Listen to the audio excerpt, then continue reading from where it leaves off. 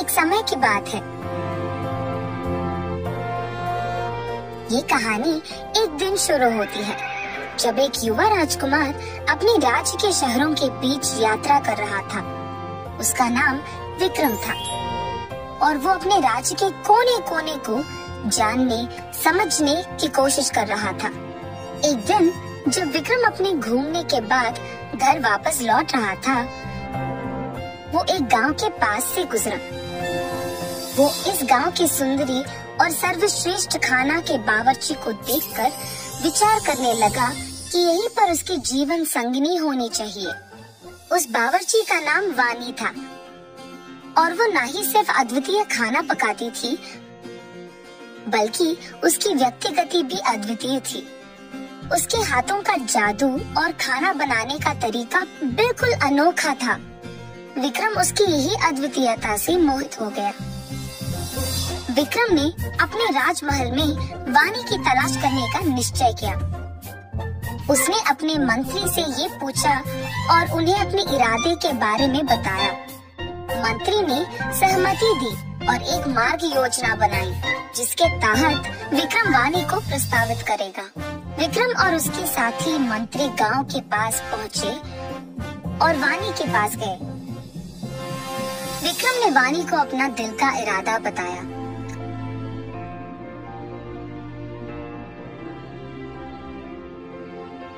और अपने साथ अपने राजमहल ले जाने के लिए प्राथमिकता दी। वानी थोड़ी संवादी थी, लेकिन विक्रम के दिल की बात देखकर सहमति देने को तैयार थी। उन्होंने शर्त रखी कि सफल और अनोखा भोजन बनाने के लिए विक्रम को एक परीक्षा देनी होगी। विक्रम ने खुशी खुशी अपने मंत्री के साथ परीक्षा की तैयारी करने लगे। वो रसोई के सबसे अच्छे और स्वादिष्ट पराठे बनाने की कोशिश कर रहे थे।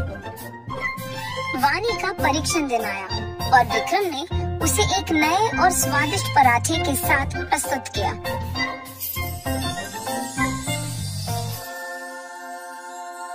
वानी ने खाने के बाद मुस्कुराया और विक्रम को अपनी मांग पूरी करने का अधिकार दिया।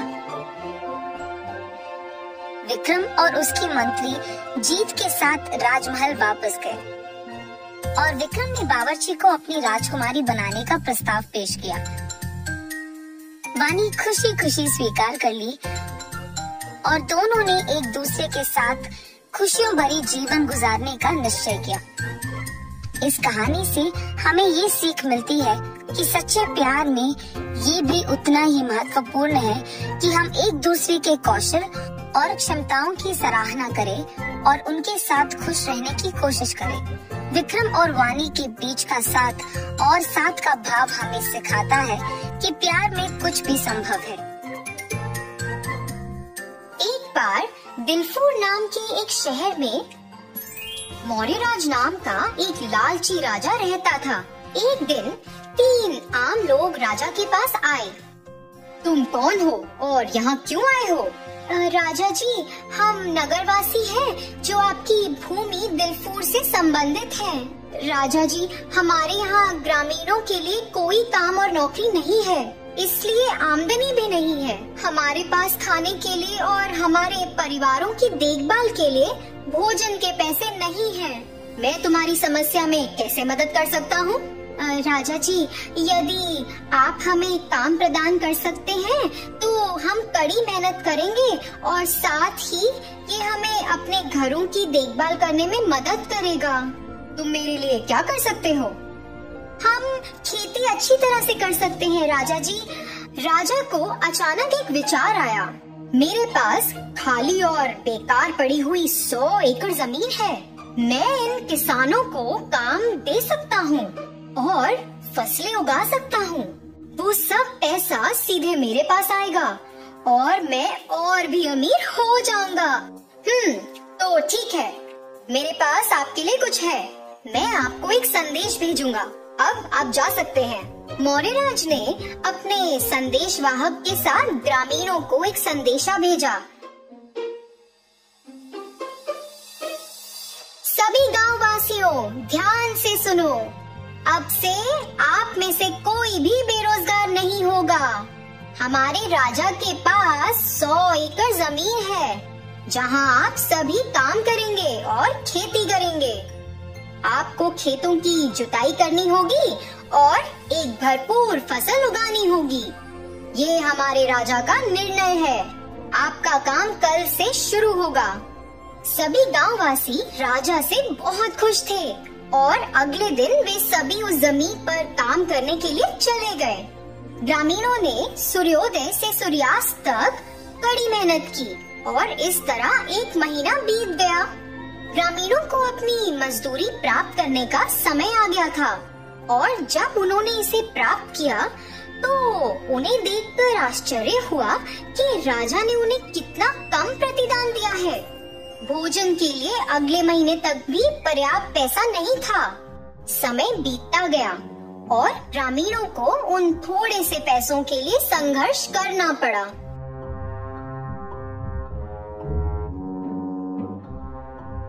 इस बीच एक नया बाजार उस जगह खोला गया था जहां उन्होंने काम किया था। वे जो कुछ भी खेती कर रहे थे वे बाजार में बेचा जा रहा था और ग्रामीणों ने महसूस किया कि यह उचित नहीं था। एक के बाद एक कुछ ग्रामीणों ने राजा के पास जाकर पूछताछ करने की कोशिश की, लेकिन उनको जेल में डाल दिया गया। सभी ग्रामीण बुरी तरह से परेशान थे और उनमें से एक वीर नाम के गांववासी को एक विचार आया। इन सभी समस्याओं का समाधान ये है कि हम सभी एक साथ मिलकर राजा के सामने अपने हक के लिए खड़े हों।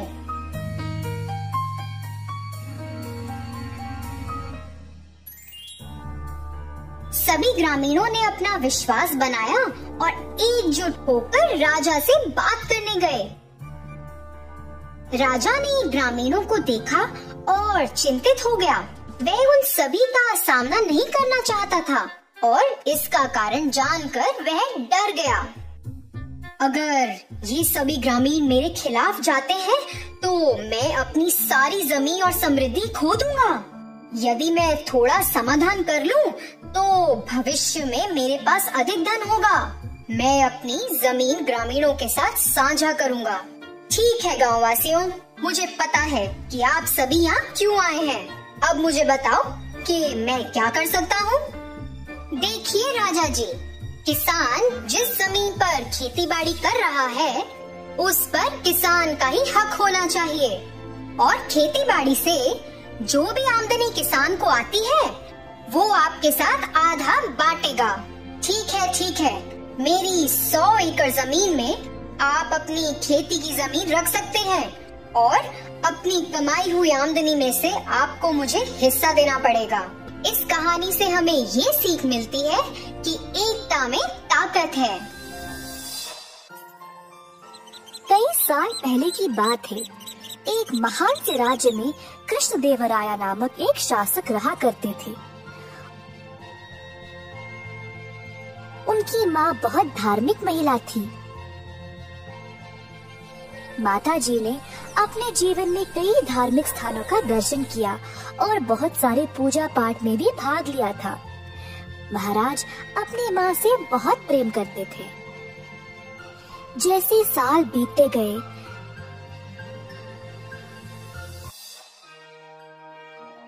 महाराज की माँ बीमार पड़ गई। महाराज ने राज्य के सबसे अच्छे चिकित्सकों को बुलाया, परंतु माँ जी की अब उम्र हो चुकी थी। सबसे अच्छी दवाई भी काम नहीं किए और अंत में वह चल बसी।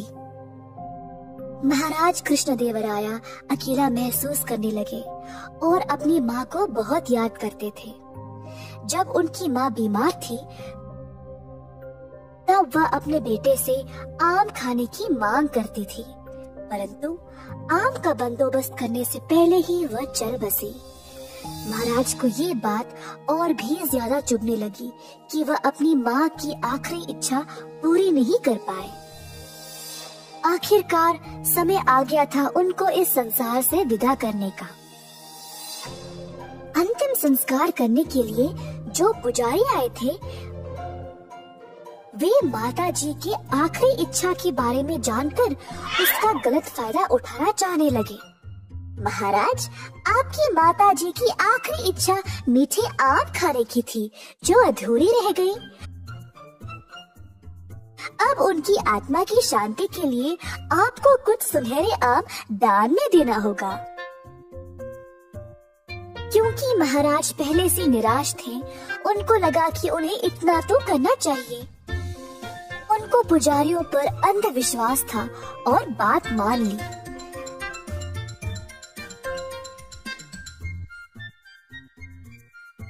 राजा ने 10 सुनहरे आमों का प्रबंध किया और पुजारियों को दान में दे दिया।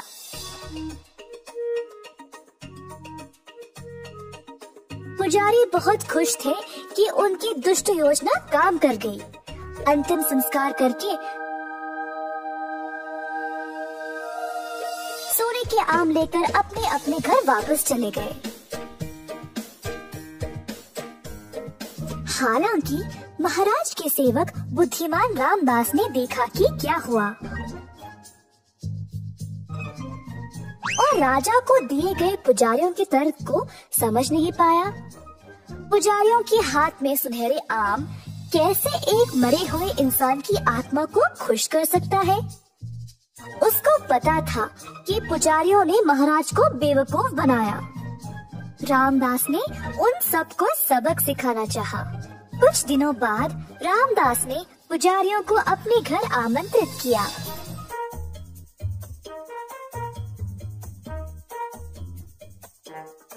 वह बोला, मेरी मैया कुछ दिन पहले चल बसी।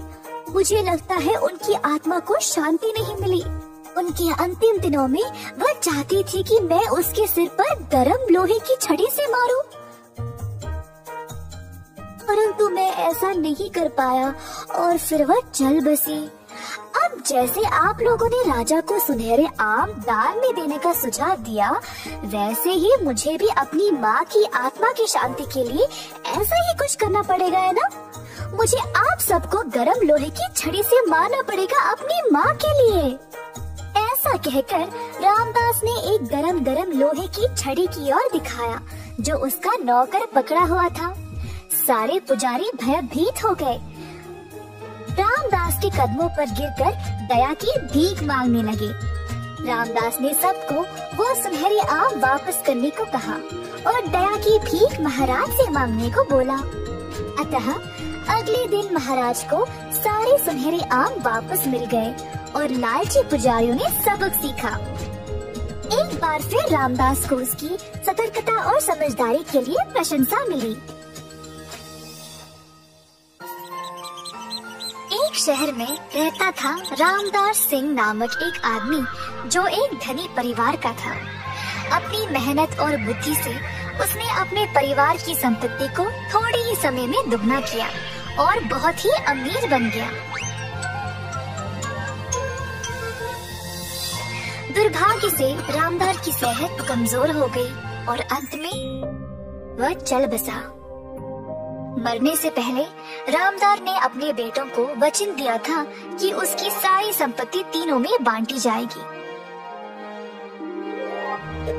अब बेटे बटाई के समय व्याकुल में पड़ गए, क्योंकि उन्हें 17 घोड़ों को आपस में बांटना था। इसकी वजह से अब वे आपस में बहस करने लगे। बहस करते करते महीने बीत गए और एक दिन रामदास की पत्नी ने अपने बेटों से कहा, तुम सबको शहर के मुंसिफ के पास जाना चाहिए। शायद वे अपनी बुद्धि से तुम लोगों की इस समस्या का हल निकालने में सहायता करेंगे। बेटों ने माँ की बात मानी और मुंसिफ जी के पास चले गए। मुंसिफ जी, हमारे पिताजी ने अपनी संपत्ति हमारे लिए छोड़ी है और बोला है कि हमें निष्पक्ष रूप से इसको आपस में बांटना चाहिए। ये तो अच्छी बात है ना, समस्या क्या है? उस संपत्ति में है 17 घोड़े और पिताजी ने कुछ ऐसा चाहा। आधे घोड़े मेरे हिस्से में, पौना मेरे दूसरे भाई के हिस्से में और पाव आखिरी वाले के लिए। बड़े बेटे ने मुंसिफ जी को अपने पिताजी की इच्छा पत्र दी। कृपया करके आप हमें सही निर्णय बताइए। उसी समय रामदास उस स्थान पर आ पहुंचा। चाहे कितनी भी कठिन परिस्थिति क्यों ना हो, रामदास के पास हर चीज का हल है। इधर आओ रामदास, अब तुम ही इस समस्या का हल करो। जरूर मुंसिफ जी, क्या मैं इच्छा पत्र को एक बार देख सकता हूँ? गौर से देखने के बाद रामदास ने गार्ड्स को 18 घोड़े के खिलौने लाने को कहा। रामदास, 18 खिलौने क्यों? खैर, तुम जो भी करो, सबको तुम्हारे निर्णय से संतुष्टि मिलनी चाहिए। आप सब चिंता मत करो, ये कोई मसला है ही नहीं। रामदास ने सारे 18 खिलौनों को एक मेज पर रखा। तो इधर है 18 घोड़े, जिसमें से 17 आपके हैं और मानो एक मुंसिफ जी का है। बेटों ने रामदास के साथ हाँ में हाँ मिलाई। तो इन 18 घोड़ों में से आपके पिताजी की इच्छा के अनुसार आधे बड़े बेटे के लिए, तो मैं तुम्हें 9 घोड़े दूंगा।